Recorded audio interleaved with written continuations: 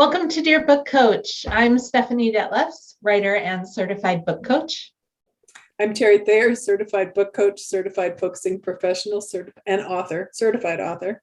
And I am Carrie Savage, certified book coach, writer, and project manager.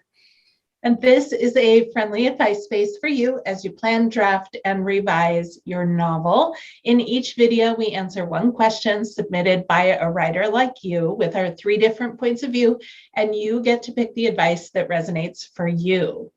Today, we have a question from Sarah. What is your favorite writing tool? So we get personal today, which is Terry, want to start? Yeah, this is a personal confession. I love reading writing craft books. And whenever I get stuck, I would go buy a new one. My friend and critique partner, Becky, used to say the best craft book is the one that sends you back to your computer and your draft. And I agree. And when I was on deadline and stuck, and this is dating me, but I would go to Borders with a coupon and buy another book. I rarely read the entire book. Something would spark an idea and back to the manuscript I go. But they're very helpful. I also love to brainstorm. Might not be a traditional writing tool, but especially writing mystery, I would again call on that same friend. And I could call on her when I was stuck. We would go for a walk or spend an hour on the phone trying to untangle, the plot a mystery so that it would hold together. My son and I once plotted an entire book while we were walking at Manassas battlefield. We'd gotten lost and it was a long way back to the car. So we had time to plot out the entire novel, which was really helpful. As far as more conventional writing tools, I am a fan of Scrivener. I like the virtual cork board, so you could rearrange your scenes, and if you're a visual person, you can pop them up there. They have little visual virtual index cards. You can really put your research where you can all find it, all those links to all those different websites. And I really like writing in full screen so that you don't have any distractions. Now, I noticed the newest Word has that too, so that's really helpful. Since I've become an author accelerator book coach, the blueprint has become one of my favorite tools. It's a great way to begin. Very good. That's it. The Blueprint for a Book by Jenny Nash. Great way to plan your novel so that you're not writing and writing and writing without any idea where you're going. So, Carrie. So yeah, I'm going to echo one that you brought up, which is sort of fairly conventional tool that will probably surprise no one, which is Scrivener. I really love writing in Scrivener. I know it's not for everybody, and that's totally fine. It has so much. There's so much that you can potentially do with it. I know that I've been using it for probably 4 years, and I've taken a couple of classes, and I have probably using 10% of what it can do. But it does a lot of things that I really, really love, and so it works for me. As Terry was saying, you can use it to corral all of your research. That is a huge thing for me as a historical fiction writer. You can import like web pages, PDFs, images, all kinds of things, and organize them in folders according to like topic or however you're organizing your research. I happen to have it by topic, so different things. And knowing that they're all right there in the Scrivener file, then when I'm going to look for them, whether it's while I'm drafting, revising, whatever it is, I know exactly where I have to go to look for things, and that's been hugely helpful for me. I also really like that, especially now that I'm revising and trying to cut a lot because my book is too long, that it very easily gives you word counts. So I can sort of measure my progress that way and give myself a pat on the back when I've done a good thing and cut some bloat from this beast.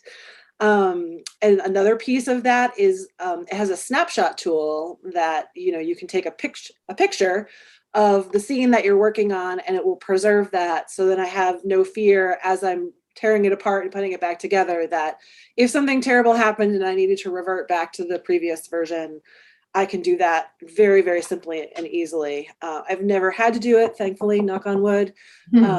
But I know the comfort level that I have in knowing it's there. The automatic backups.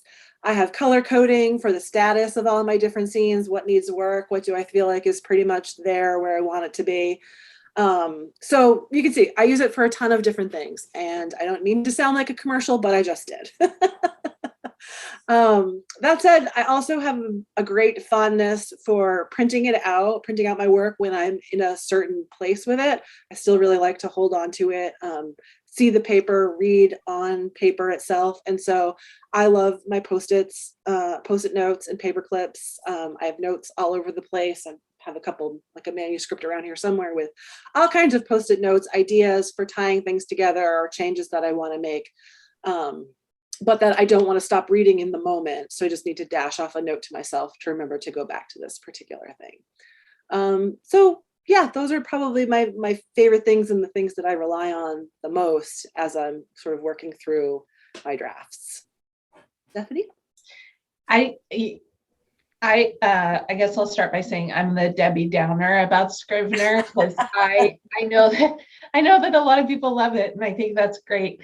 But it was really, really overwhelming for me, and I got to where I was spending time I should be writing, trying to figure Scrivener out, so I just gave up on it. I probably could have I would have probably really liked it if it had been easier for me to understand, but I didn't take the time. So I am a Microsoft Word girl. I will sometimes write things separately, but they always end up dumped into one document, always. And so, yeah, when I was thinking about this question, the first thing I was like, ooh, office supplies, because I love all office supplies. I'm just like, put me in an office supply store, it's like Christmas, right? But when it comes to my writing, it's pretty simple. All I need really is my laptop, which is small enough that I can put it in my purse, actually, which maybe says something about the size of my purse. But I need it to be portable. I need it to be light and to be able to go with me wherever I need to sit to work. And I love a blank, unlined journal, just blank pages, no graph paper, no dots, no lines, just blank, and pencil more than pen. I just love the combination of those two things for brainstorming, for writing out thoughts about the writing, for, drawing graphs. I'm very visual. So I also love big chart paper and Post-its. The combination of those two things make me really happy. And a fat marker. That is how my books get planned, is to be able to see it all at a glance. And so, yeah, those are my big tools that I love. I also love craft books, and I almost never finish them. So I love that you said that, Terry. It made me feel very seen.